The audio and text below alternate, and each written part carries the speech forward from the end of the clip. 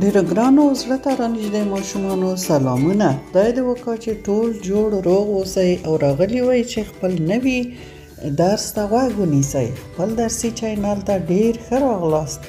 هیله کوم خپل درسونه د نورو ملګرو ماشومانو سره هم شریک کړئ.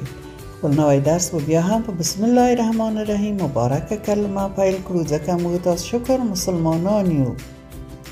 د موږ تاسو نوی درس څوهم درس وي، په یادم دی؟ حتما هم په یاد دی. 14 درس. 14 په پښتو کې داسې لیکل کیږي او په انګلیسي کې داسې لیکل کیږي. دا هم زده کړئ چې کارخانګي هم درکوم. 14 حرف د الف سره راشي، د لام حرف دی، داسې لیکل کیږي او لا تلفظ کیږي. لام، لا. لام دای مکمل لام کلاسته و منځ کې نیمه لام. ولی نیمه شوی؟ د دې دپاره چې الف ور سره راشي، لا شي. لام الف لا، لام الف لا. وګورئ چې څه رقم ور سره راغلی الف. او لکه لا د لاس په کلمه کې څومره ښایسته لاس دی، نکریزه یې مې ایښي په خپل لاس. لا لاس. ما دغه سپین پرداز چې ورکړی د دې دپاره چې تاسو ورته متوجه شئ. لا لاس. د لا سره یو سین راغلی، لاس شوی.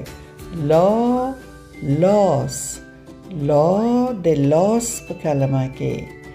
لا د لاس په کلمه کې وګورئ څه رقم لیکل شوی. لا لاس. لا لاس. لام الف د یو سین سره راغلی، لاس شوی. لاس. اوس به وګورو چې بل حرف کوم حرف دی. میم دی. میم الف ما کیږي او داسې لیکل کیږي.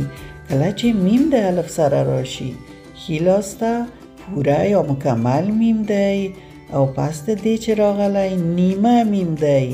دغه د لاندې ځای غوڅ شوی. ولې غوڅ شوی؟ د دې دپاره چې الف ور سره راشي او میم الف ما کیږي. ما. وګورئ نیمه یې څه رقم دی، مکمل یې څه رقم دی. لکه میم د ماشوم په کلمه کې څومره ښایسته ماشومه ده دغه نجلۍ. تاسو وګورئ ماشوم. ما ماشوم. ما درته سپین پرداز ورکړی چې ښه ورته وګورئ، ښه یې زده کړئ. ما ماشوم. شوم د ما سره راغلی، ماشوم. ماشوم ترې جوړ شوی. ما د ماشوم په کلمه کې. ما ماشوم. ښه نو اوس د کارخانګي وار ورسید. یوه صفحه به د لام الف لا، یوه صفحه به د میم الف ما، یوه صفحه به د 14 عدد په پښتو او یوه صفحه به د 14 عدد په انګلیسي کې ولیکئ او تلفظ به یې هم ښه زده کړئ. لام الف لا، میم الف ما.